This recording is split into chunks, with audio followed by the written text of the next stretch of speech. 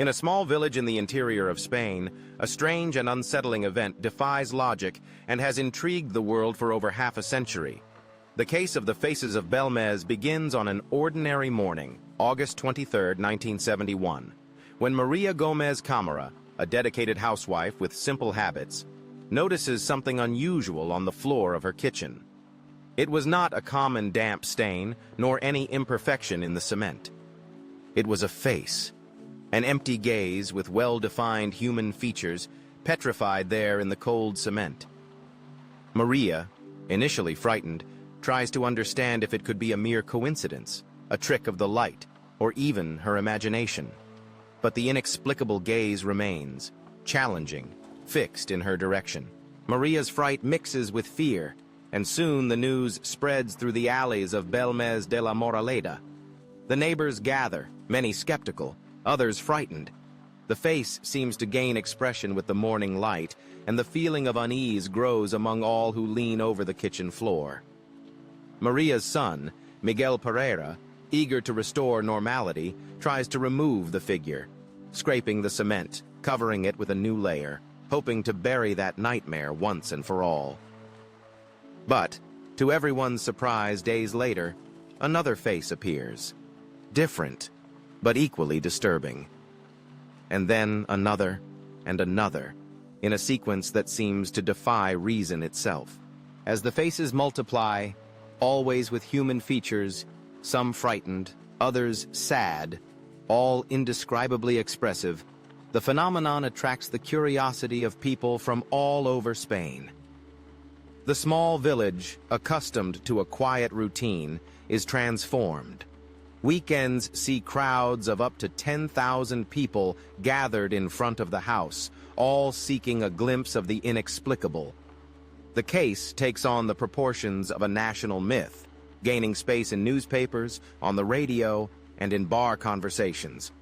It doesn't take long for the phenomenon to cross the country's borders, becoming a topic of debate in universities, television programs, and magazines specializing in paranormal phenomena. The commotion is so great that the city mayor, Manuel Rodriguez, decides to take action. He orders the excavation of the site where the faces appear most frequently.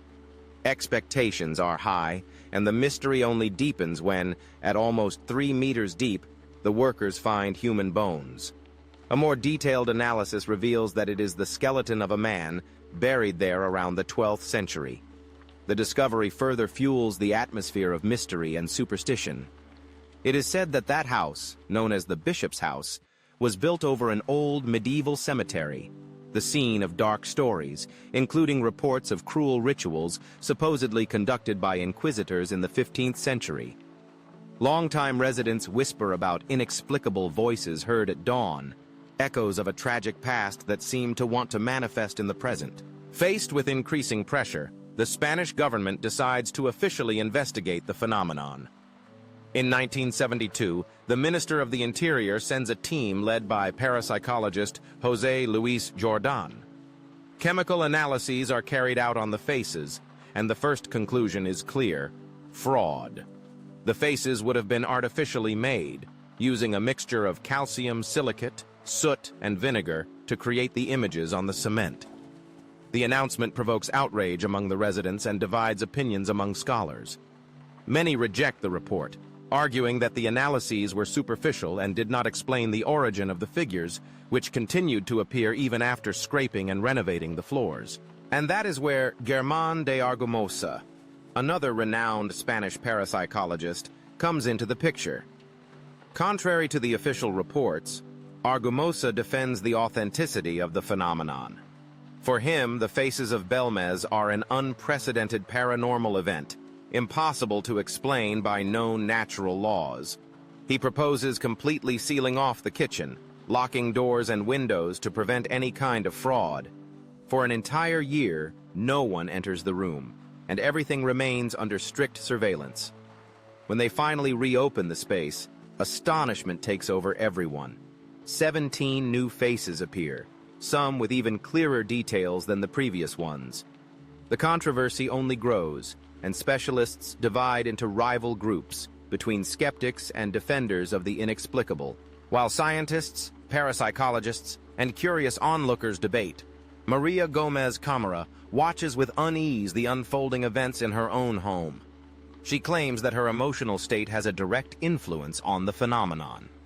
During periods when she falls ill, the faces fade, becoming almost invisible.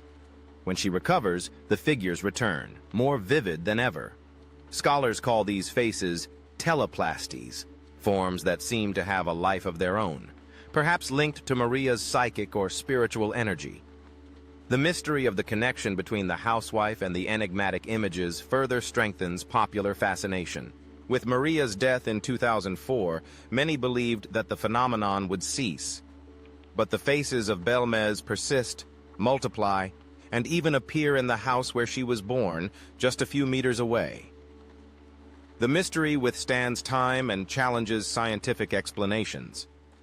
New chemical analyses were conducted in 2011, but none managed to end the controversy.